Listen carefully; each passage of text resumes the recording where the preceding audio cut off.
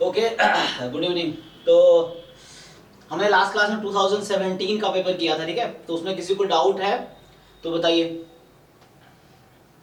Try कर लिया ना 17, हमने 23 से लेके 17 तक के सारे पेपर डिस्कस किए। तो लास्ट क्लास में 17 का ऑलमोस्ट एक डाउट भी डिस्कस किया था। फिर भी किसी का डाउट अगर रह गया हो कुछ तो आप बताइए मुझे। है कोई डाउट या आगे 16 का स्टार्ट करें? क्या कहते हो?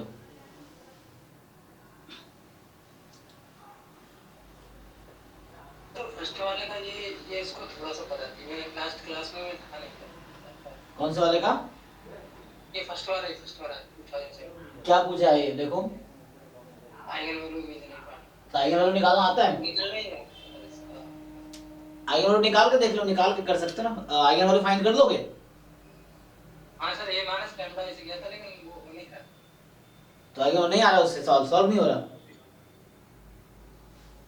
ऐसा कैसे भाई? बाकी लोग किसी ने सॉल्व किया है ये? How to find? हाँ सर, 3 आइगन वैल्यू आएगा पर उसमें कोई इमेजिनरी पार्ट नहीं है, इसलिए 0 0 0 आंसर आएगा। ओके, तो मतलब ये तीनों रियल आइगन वैल्यू आएंगे।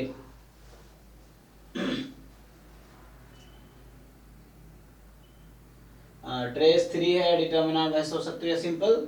सो अगर तुम आइगन वैल्यू निकालने में क्या दिक्कत है भाई? आइगन वैल्यू तो आना चाहिए निकालना।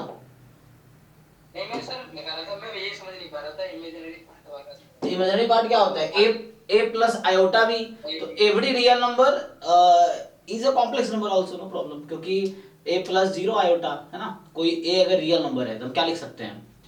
a प्लस 0 आयोटा, तो b की जगह 0 हो गया है ना। तो इस तरह से कर लेंगे। सर मेरा स्टेट में आ नहीं रहा था, मुझे इसलिए लग रहा था। अच्छा, नहीं मतलब कोई नंबर अगर आ रहा, मान लो कोई नंबर रियल नंबर आया तो मतलब इमेजिनरी पार्ट 0 है ना। ये तो हम जानते हैं, बचपन में पढ़े हैं कि कॉम्प्लेक्स नंबर है ना a प्लस आयोटा भी फॉर्म का होता है। तो a is real part, b is imaginary part. तो आप देखो कोई रियल नंबर आ रहा है तो a प्लस आयोटा b, तो b की वैल्यू क्या है, ठीक है ना। तो उससे आ जाएगा। ओके,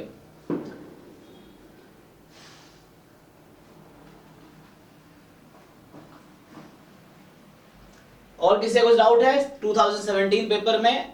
कंप्लीट समझे? एक एक क्वेश्चन सबको आता है? ठीक है, अभी देखेंगे।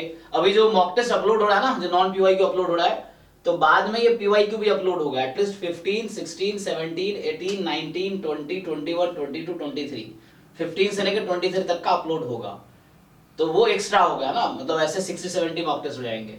तो वो भी आप जो मॉक टेस्ट पे ये पेपर्स मतलब वो पोर्टल पे आएगा, तो वहां भी आप सॉल्व करके देख लेना। वहां एटलीस्ट 100 में 100 आने चाहिए। अब इतनी प्रिपरेशन पहले कर दो कि जब एंड में ये सब जब एज अ जो पीवाई क्यूज है वही मॉक टेस्ट पे अपलोड होंगे, और उसमें आपके 100 आउट ऑफ 100 था। आंसर अट्टा नहीं मारना है, कॉन्सेप्ट पता हो, क्विकली आप सॉल्व कर सको, 3 घंटे के अंदर पेपर कर सको। अगर पहले कर रखे हो तो 2 घंटे में हो जाने चाहिए, क्योंकि हमें ज़्यादा सोचना नहीं पड़ेगा फिर, क्योंकि हमने पहले कर रखा है तो हमें पता है ना। कुछ का तो आंसर भी याद रहेगा ऑब्वियसली। अगर मैं 5 बार सॉल्व करो तो बहुत सारे क्वेश्चन में आंसर याद रहेगा। लेकिन इंपॉर्टेंट ये नहीं कि आंसर याद है कि नहीं, इंपॉर्टेंट है कॉन्सेप्ट हमें क्लियर है कि नहीं, इस क्वेश्चन में हो क्या रहा है। अब यहाँ सिंपल आइगन वैल्यू फाइंड करनी है, या तो रियल नंबर आएगी या कॉम्प्लेक्स नंबर आएगी। तो a plus iota B form का आएगा। देखना है b की वैल्यू क्या है, उन आइगन वैल्यूज में b की वैल्यू क्या है ना। तो आगे बढ़े, तो हम लोग मतलब 16 का पेपर करते हैं फिर, अगर 17 में किसी को डाउट नहीं है तो। जी मेरा क्वेश्चन ये था सर कि जैसे जो क्वेश्चन बहुत ज्यादा कॉम्प्लेक्स है उसमें ज्यादा टाइम लग रहा है, मतलब एवरेज से 6 से 7 मिनट लग जा रहा है। उस क्वेश्चन का अप्रोच क्या होना चाहिए एग्जाम में? उसको शुरू में छोड़ के चलना है, उसको स्किप करना है। सब क्वेश्चन आप जब पढ़ रहे हो ना, 2017 में एक प्रॉब्लम जी जी बिल्कुल आंसर कर ले। तो ये जो है ना, जैसे कोई बहुत लेंदी क्वेश्चन है, रहेगा ही 1 2 4 5 क्वेश्चन रहेगा ही एग्जाम में, तो उसमें फंसना नहीं है, क्योंकि वहां टाइम किल हो जाएगा और क्वेश्चन सॉल्व भी नहीं होगा तो कॉन्फिडेंस डाउन हो जाएगा। तो आपको क्या करना है कि वो क्वेश्चंस जो ज्यादा टाइम ले रहा है उसको आप शुरू में मत सॉल्व करो, उसको स्किप करो उस टाइम पे, क्योंकि आपको 100 आउट ऑफ 100 नहीं लाने वहां पे मुझे। तो शुरू में आप पहले वो क्वेश्चंस करो जो आपको लगे क्विकली, कुछ डेफिनेशन बेस्ड है ऐसे टिक कर दोगे, कुछ है 1 2 मिनट में हो जाएगा, कुछ लगे कि नहीं टाइम लगेगा तो उसको उस टाइम पे स्किप करो। तो पहले एक बार पूरा पेपर देख लो, मतलब ऐसा नहीं सिर्फ क्वेश्चन पढ़ रहे हैं, जो आसान लग रहा है सॉल्व करते चले जाओ, जो लग रहा है कि टाइम लगेगा 8-10 मिनट लग जाएगा तो बहुत टाइम खा जाएगा वो, है ना। तो उसको उतना टाइम नहीं देना, आपको 1 2 मिनट देना है शुरू में, हो तो ठीक है, नहीं तो स्किप करो। ऐसे करके एक मिनट जो क्वेश्चन हो सॉल्व करो, पहले 60 तक पहुंचो, उसके बाद आपने 1 to 60 चूंकि सारे पेपर आपने देख लिए ना, अब क्वेश्चन पेपर देख लिया तो आपको पता है कहाँ कैसा क्वेश्चन था। अब उन क्वेश्चन को टारगेट करो जो कम टाइम में हो सकता है, धीरे धीरे उन क्वेश्चन पे जाओ एंड में जो ज्यादा टाइम लेगा। टाइम खत्म हो जाएगा, पता नहीं चलता 3 घंटे कैसे निकल जाते एग्जाम में, है ना। ऐसे 3 घंटे ज्यादा लगता है एग्जाम में, तो लगता है अभी 10-15 मिनट हुआ रहे खत्म हो गया टाइम, ऐसे लगता है ना। और टाइम चाहिए एग्जाम में, तो ऐसा चाहिए कि और टाइम चाहिए हमें, तो वैसा होता है, तो पता नहीं चला कितना टाइम निकल जाएगा। तो इसलिए उन क्वेश्चन में पहले फोकस करेंगे जो हमें आता है अच्छे से और कम टाइम में हम कर सकते हैं। ज्यादा टाइम लग रहा है तो स्किप करना है, क्योंकि लोग में नहीं पढ़ना है 2 मिनट और 2 मिनट, उसमें आधा घंटा निकल जाएगा तो बाकी सारे क्वेश्चन छूट जाएंगे। तो पूरा पेपर देखना जरूरी है, और पेपर के साथ साथ मतलब आसान क्वेश्चन करते जाना है। फिर है ना, फर्स्ट टाइम में आप एक बार हो गया, सेकंड टाइम जाके वहां तो ऑप्शन रहता है ना, सीधा क्वेश्चन नंबर पे जाओगे वहां पहुंच जाओगे, तो तुम उसमें मार्क फॉर रिव्यू का ऑप्शन भी रहता है ना। जैसे एक होता है कि आप ग्रीन हो जाता है जब आपने आंसर कर दिए, छोड़ दिए तो रेड हो जाता है ना। और एक मार्क फॉर रिव्यू का आई थिंक ऑप्शन आता है, या आई थिंक वो रहता है ना, पर्पल कलर का हो जाता हाँ पर्पल कलर का हो जाता है, तो वो भी तुम कर सकते हो कि उस दौरान की मार्क फॉर रिव्यू में, अच्छा ये मैं अभी कर सकता हूँ लेकिन थोड़ी देर बाद करूंगा, तो उसको रिव्यू के लिए मार्क कर दो, फिर आगे बढ़ो। फिर सेकंड टाइम में वो क्वेश्चंस करो जो मार्क फॉर रिव्यू किया है, ऐसे कर सकते हो आप। फिर फर्स्ट टाइम करते सवाल जो लगे कम टाइम में मतलब हो जाएगा लेकिन अभी टाइम लगेगा, तो उसको मार्क फॉर रिव्यू कर दो। ऐसे करके आपको थोड़े टेक्निक लगाने पड़ेंगे, है ना। एग्जाम में कुछ इजी रहते हैं, कुछ एवरेज, कुछ डिफिकल्ट, हर एग्जाम में ऐसा रहता है। तो आपको पहले इजी क्वेश्चन टारगेट करना है, फिर एवरेज, फिर डिफिकल्ट पे आना है। डिफिकल्ट वाले छूट गए तो भी कोई दिक्कत नहीं है ना, क्योंकि अब जो बच्चा आसान क्वेश्चन गलत करके आ जाएगा या आसान क्वेश्चन छोड़ के आ जाएगा तो उसके रैंक तो ऐसे ही खराब आने हैं, क्योंकि आसान तो सब करके आता है, डिफिकल्ट कोई नहीं करता। तो कुछ ही बच्चे होंगे जो बहुत डिफिकल्ट करेंगे, तो वो ऐसे है, लेकिन आसान तो करना ही है। तो easy question, average question target करना ही है, ठीक है। ओके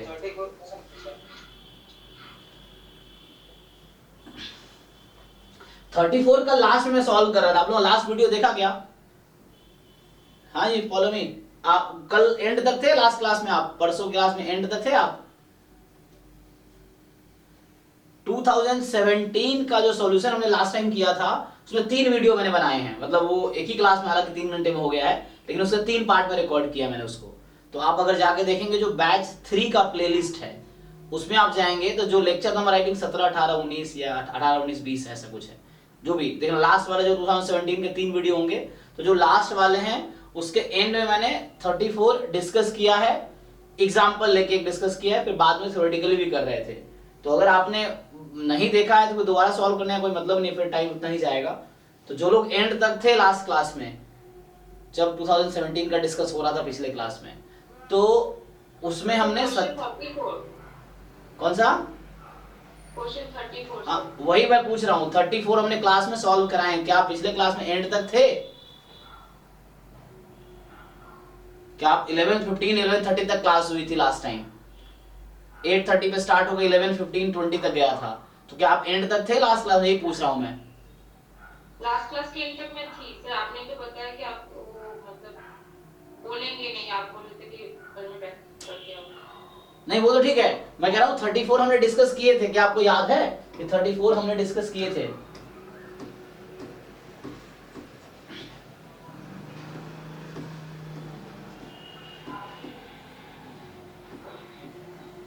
ये 34 क्वेश्चन हमने डिस्कस किए थे, आप लोगों को याद है? जो लोग थे लाइव क्लास में एटलीस्ट बताओ। 2 तरीके से डिस्कस,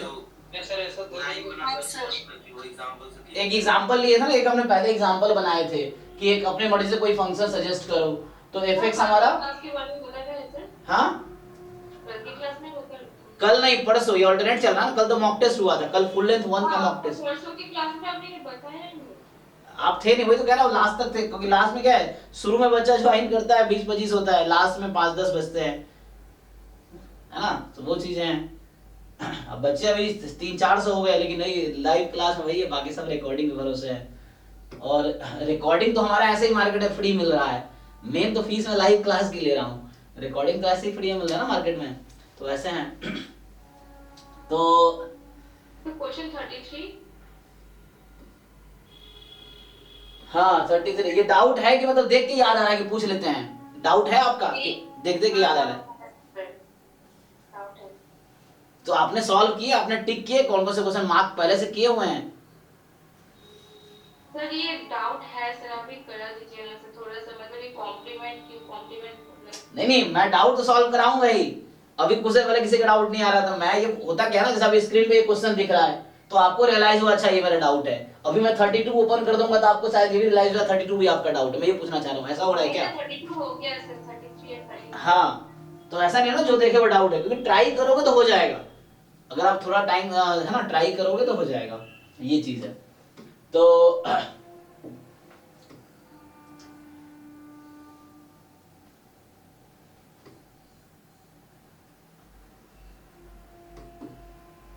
32 में क्या डाउट है मुझे बताओ। हालांकि जो बच्चे बहुत शुरू से हैं उनको तो पता ही है, ये सब हमने क्लास में डिस्कस किया ना, जब हम टॉपिक डिस्कस कर रहे थे, तो ये डाउट क्लास में कहीं ना कहीं बच्चा पूछ ही लिया है कोई ना कोई, तो वैसे है। तो हाँ जी 34 वाले लोग पहले 34 का जाके वीडियो, अच्छा मैं वो अप्रोच देख रहा था ना, जनरल अप्रोच कर रहे थे, उससे एक बार करके देख लेते हैं। आपने पैराबोला टाइप मारा था प्रश्न। हाँ, एक दो मेथड से हम सॉल्व कर रहे थे, दो तरीके से। एक तरीका था कि fx हमने लिया था 4 - x², a को चूज किया था -2, b को चूज किया था 2, और ऐसे करके हमने सॉल्व किए थे, ठीक है। तो उससे हमने ऑप्शंस डिस्कार्ड कर लिए थे। दूसरा अप्रोच था कि हमने इसको ओपन किया था, फिर इसको एक बार इंटीग्रेट किया था a to x, एक बार x to b, इसको दो बार इंटीग्रेट किया था और 2 टाइम इंटीग्रेट किया, और उसके बाद है ना इसको 2 टाइम इंटीग्रेट किया, और उसके बाद ये खुद ही एक इनइक्वालिटी आ गई थी, तो उससे ये ट्रू हो गया था। आगे इसको बोला था इंटीग्रेट करके देख लो a to b में क्या आएगा, तो वहां आप है ना वो कर सकते थे। क्या क्या इक्वेशन बन के आया था? प्रॉब्लम ये है ना, क्योंकि अब सब लोग लाइव तो रहते नहीं, अब मतलब अलग क्या है ना बच्चा, अब हर बच्चा अलग अलग क्लास में एक ही डाउट पूछेगा, फिर तो इतना टाइम किल होगा, तो आपको देख के आना पड़ेगा पहले, तब जाके ना एटलीस्ट जो सिंसियर बच्चे उनका मुझे समझ आता है कि यहाँ कुछ होगा। अब है ना कोई अभी आया 10 मिनट बाद छूट जाएगा, अगले क्लास में फिर वो डाउट पूछेगा जो अटेंड कर ही नहीं पाया, तो आपको फिर काम है कि पुराना रिकॉर्डिंग पहले आप कवर करो। रिकॉर्डिंग कवर करना बहुत बोरिंग काम है, मुझे तो लगता है ऐसे रिकॉर्डिंग देखना ना बहुत मुश्किल है।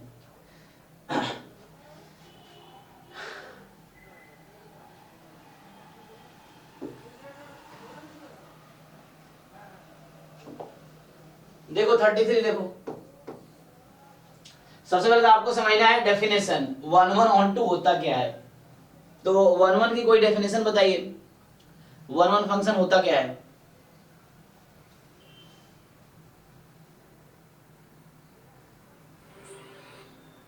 अंजनी आप बताइए, डाउट आपका है ना?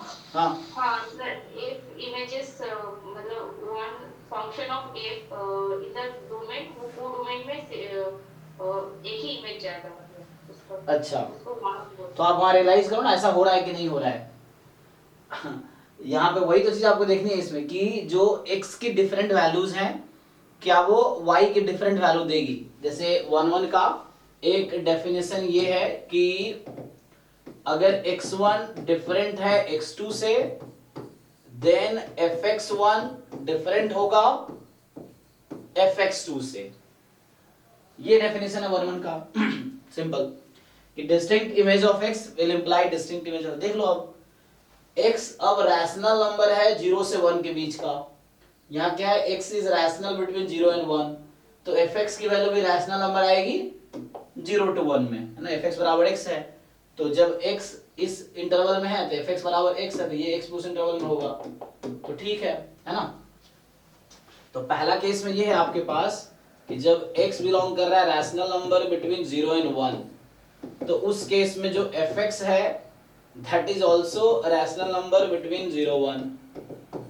दूसरा केस क्या है कि जब x आपका irrational नंबर है 0 और 1/3 के बीच का, ठीक है, तो x आपका irrational नंबर है 0 और 1/3 के बीच का, ठीक है, तो x is irrational number between 0 and 1/3, तो x irrational है 0 1/3 के बीच का। अब आपको ये बताना है यहां से कि जो fx की वैल्यू है ना, यहां तो fx x ही था, सो यहां जो आपका fx है वो तो x ही है, so fx is equal to x, तो उसमें बिलोंग कर रहा है। यहां पे जो है इसमें एफ एक्स की वैल्यू क्या है, जब x इस इंटरवल में है q कॉम्प्लीमेंट तो x प्लस 2/3। अब मुझे बताइए ये कहां बिलोंग करेगा,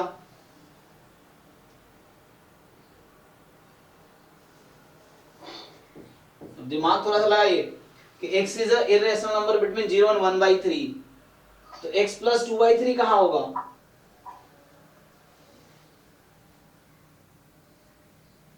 2/3 प्लस प्लस में आएगा ना सर? कहां से कहां तक इसमें 1 के बीच आएगा जी, तो ये इसमें 2/3 ऐड कर लीजिए, तो 2/3 से 1 के बीच का इरेशनल नंबर बनेगा ये। तो जब आपका x जो है ना, जब आपका x जो है ना, x जब, ठीक है ना, जो x है हमारा, that x is irrational between 0 and 1/3, तो x प्लस 2/3 जो होगा that will be irrational between 2/3 and 1, है ना। तो ये मतलब इसको ठीक से लिख देता हूं मैं, so this will be irrational, क्योंकि x इरेशनल है तो इरेशनल में रेशनल ऐड करते हैं, इरेशनल रहता है, और ये 0 से 1/3 का है, तो यहां से 2/3 से आपका 1 के बीच का हो जाएगा, ठीक। अच्छा, तीसरा केस देखिए अब, the third case is, so the third case is कि जब x आपका बिलोंग कर रहा है irrational between 1/3 and 1, irrational from 1/3 and 1, तो इस केस में fx कहां बिलोंग करेगा,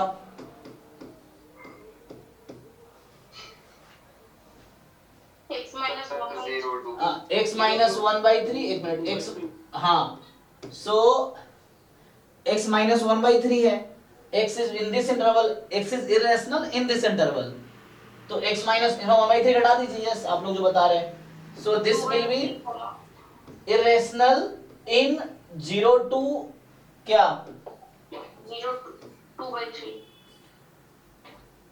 now you realize actually linear function is always 1 1, अगर सिंगल fr2 आ रहा है fx बराबर x तो 1 1 होगा ही, लेकिन अब आपको यहाँ ये देखना है क्योंकि पार्ट में डिफाइंड है, so different x will map to different y, that you have to see, so see carefully, जब x रैशनल नंबर है 0 1 के बीच का तो fx is a rational number between 0 1, है ना, so fx is rational number between 0 1, जब x irrational है 0 और 1/3 के बीच का तो मेरा fx आ रहा है इरेशनल बिटवीन 2/3 एंड 1, कोई दिक्कत नहीं है ना। अब यहाँ x डिफरेंट चूज करेंगे तो डिफरेंट ही आएगा, जब x मेरा इरेशनल है 1/3 से 1 के बीच का तो मेरा फंक्शन क्या आ रहा है, इरेशनल बिटवीन 0 एंड 2/3।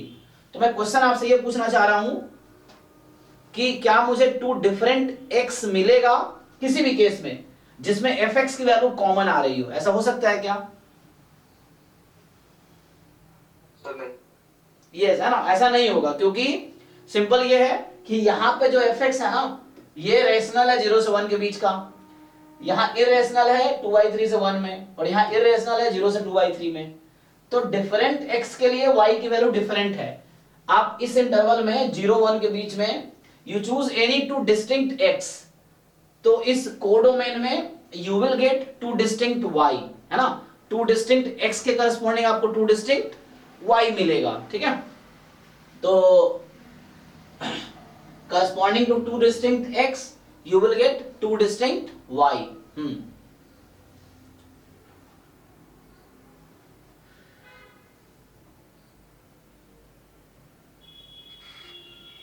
तो 1 1 तो है। ऑन टू का डेफिनेशन क्या है, what is onto function,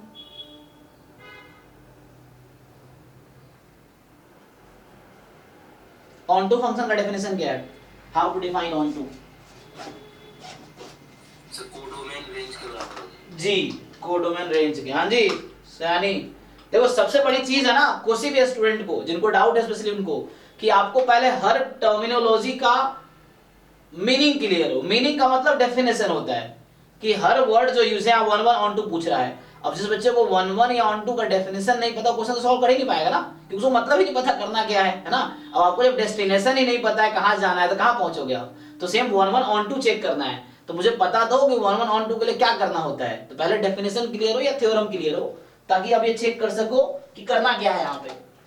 तो on-2 मुझे चेक करना है, तो on-2 के लिए मुझे पता हो कि on-2 होता क्या है या on-2 के लिए करना क्या होता है ना। तो आपको ये देखना पड़ेगा। So you have to see कि फंक्शन on-2 होता है रेंज और कोडोमेन इक्वल हो जाए। कोडोमेन क्वेश्चन में गिवन होता है, तो ये वाला कोडोमेन है वो क्वेश्चन में गिवन होता है। रेंज आपको डिसाइड करना होता है, तो रेंज का डेफिनेशन है कि set of all possible values of function, कि फंक्शन क्या क्या वैल्यू अटेन कर सकती है उसका एक सेट। तो set of all possible value of function is range, ठीक है। तो देखिए तो यहां पे क्या हो रहा है, fx की ऑल पॉसिबल वैल्यू ढूंढ रहा हूं मैं, ठीक है ना। अच्छा यहाँ पे ना इक्वलिटी था, इक्वलिटी है देखो, तो जब x रेशनल है 0-1 के बीच का तो fx इज रेशनल 0-1, तो मैं ढूंढ रहा हूं set of all possible values of function. So this union this union this, बताइए जी क्या आएगा तीनों का यूनियन, यही रेंज है। 0-1 तो ये पूरा इंटरवल 0-1 आ जाएगा, है ना। इसके बीच के सारे रैशनल और सारे इरेशनल आ जाएंगे, तो इस बीच के आपके रैशनल इरेशनल सारे आ जाएंगे। तो ये हो गया 0-1, तो रेंज इज 0-1 एंड और कोड में ऑलरेडी 0-1 था और रेंज 0-1 है, तो रेंज कोडों में इक्वल है, तो फंक्शन क्या हो गया on-2 भी हो गया, खत्म। तो ये था 33। 34 मैं एक बार सॉल्व कर चुका हूं, एक हिंट देता हूं, हालांकि पुराना वीडियो देखो 17 वाला, ठीक है, पिछला वीडियो जो है, तो उसमें आपको क्लियर होगा। नहीं क्लियर हो फिर आप पूछो, लेकिन ट्राई करके एक बार खुद ट्राई करो। वो कर लिया हुआ आपने ऑब्वियसली, नहीं हो रहा है तो आप है ना थोड़े बहुत वो, अभी चूंकि मैं लास्ट क्लास में कराया क्वेश्चन 34, तो आपको वीडियो देखो जाके। वो क्वेश्चन कराएंगे नहीं, इसलिए मैं छोड़ दी क्लास। कौन सा क्वेश्चन सर वही 34 वाला। नहीं आपने शायद पूछा था सर आप सिर्फ डाउट कराएंगे क्या, ऐसा कुछ उस दिन, तो डाउट नहीं मैं हाँ। लास्ट में वो आप बोले 51 से 60 तक ही सिर्फ कराऊंगा, तो संजय बोल रहा था 51, तो आप बोल रहे थे कि वो बाद में कराऊंगा। हाँ बाद में कराऊंगा, 60 तक पहुंच जाऊं उसके बाद।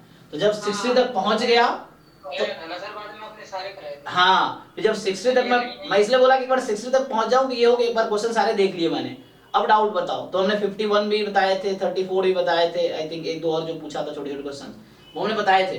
जो उस समय जो लोग थे क्लास में, उसके बाद 60 तक पहुंचने के बाद डाउट क्लास हुई थी एक्चुअली 15-20 मिनट, अगले 20 मिनट तक। तो वही आपको वीडियो कवर करना है, जहां तक आपने देखा है लास्ट क्लास में लाइव थे उसके बाद कवर करो। तो हमने डाउट 4-5 डाउट बताए हैं वहां पे। फिर वहां पर गेट का क्लास इतना प्रेशर है, उसका पढ़ाई इतना प्रेशर है, उसका आईआईटी जैम का आपको जैम ही कर दो, जो गेट वाला पढ़ रहे हो तो मैं तो रिग्रेशन का इतना प्रेशर ले रहा हूं। रिग्रेशन के 2 क्वेश्चन आते हैं 2+1 या 2+2, कितने 3 या 4 नंबर के, तो उसमें और उसमें भी ऐसे क्वेश्चन आ जाएंगे आप दोनों तो कर नहीं पाओगे। तो मैं अक्सर देखो नॉलेज के लिए ठीक है क्योंकि हम एमएससी लेवल पे है, आप गेट वाली एक्स्ट्रा चीजें नहीं भी पढ़ोगे ना तब भी गेट में आपके, मैं ऑनेस्टली बता रहा हूँ, पिछले साल मैंने गेट दिया था, मैं एक भी टॉपिक टच नहीं किया जो जैम के बाहर का था। मैं ऑनेस्टली बता रहा हूँ आपको, मैंने सिर्फ वही टच किया जो मैं जैम का पढ़ाता रहा हूँ 4 साल से, और मैं तो कोई मॉक टेस्ट कोई प्रिपरेशन कुछ नहीं किया था, बस जो पढ़ाया वही, और मैं सिर्फ जैम से रिलेटेड सिलेबस ही टच किया हुआ गेट के एग्जाम में, उससे आगे मुझे आता भी नहीं था क्योंकि मैं फर्स्ट टाइम इस बार फुल सिलेबस पढ़ा रहा हूँ, है ना। तो आप भी देख रहे होंगे कि जो एक्स्ट्रा सिलेबस है थोड़ा सा मुझे पढ़ना पड़ रहा है उसमें, बिकॉज ये फर्स्ट टाइम मैं गेट का एक्स्ट्रा सिलेबस पढ़ा रहा हूँ। तो क्योंकि अब 3-4 साल भी पढ़ा लूंगा तो ये भी मैं कॉन्फिडेंट हो जाऊंगा, तो ये चीजें हैं। तो मैंने भी जो 3rd रैंक मेरे पिछले साल आए वो सिर्फ जैम सिलेबस ही मैंने क्वेश्चन टच किए वहां पे, गेट का मैंने कोई टच नहीं किया, ये चीज है। तो अब गेट में क्या है, जो ही 4 टॉपिक एक्स्ट्रा है जो आप देख रहे हो सब 4-4 नंबर के है ना, और वो एमएससी लेवल के चीजें हैं, तो वहां डिफिकल्टी लेवल बढ़ गई। तो शायद ही आप 16 मार्क्स के जो 20 मार्क्स की एक्स्ट्रा चीजें वहां पे है वो आप फुल अच्छे से कर पाओ। जैम वाली चीजें करना जरूरी इसलिए क्योंकि बेसिक्स है, तो यहाँ आप ज्यादा कॉन्फिडेंट फील करेंगे। तो आपको ये करना ही है, जैम वाली चीज तो करना ही है, वरना मैं तो बता ही रहा हूं ना आपको कि लोगों का क्वालिफाई नहीं होता है गेट, जो पूरा पढ़ रहे हैं मल्टीवेरिएट रिग्रेशन, क्यों पढ़ रहे हो मल्टीवेरिएट इतना दबा के, मतलब इतना लेवल पे गेट के लिए 4 नंबर वहां से 4 नंबर 8 नंबर। 8 नंबर के लिए आप ये जैम वाले चीजें जो ये पीछे की चीज आपको लगता है कि ये 60 नंबर की, उसको छोड़ के बच्चा 8-10 नंबर में मेहनत कर रहा है, तो 8-10 नंबर पढ़ के आप कितने ले आओगे? 25 चाहिए क्वालिफाइंग करेगी। तो आपका भी पर्पस क्या है? नॉलेज बहुत ज्यादा चाहिए उस लेवल की, या गेट क्वालिफाई करना है? तो आप उसके हिसाब से डिसाइड कर लो, है ना। तो गेट क्वालिफाई करना, देखो क्वालिफाई करने के लिए क्या जरूरत है, तो आप पेपर सॉल्व करो, आपको दिख जाए किस टॉपिक में है ना, वैसा है। तो आप देखोगे कि जैम वाला टॉपिक एग्जांपल है आपके पास ना, 17 रैंक पिछले साल शाम का था, तो बता ही दिया हमने। हाँ, और मजे की बात क्या है ना कि मुझे ये कहने में खुशी ये हो रही है कि स्टैट्स उतना ही पढ़ा जितना मैंने पढ़ा है। ईशान शर्मा स्पेशल थोड़ा मेरे लिए इसलिए है वो बच्चा, क्योंकि वो 11-12 में 2017-18 में दिल्ली में था, तब मैं कोचिंग में पढ़ाता था मैट्रिक्स प्लस में, तभी मेरा वो स्टूडेंट रहा है 17-18 में।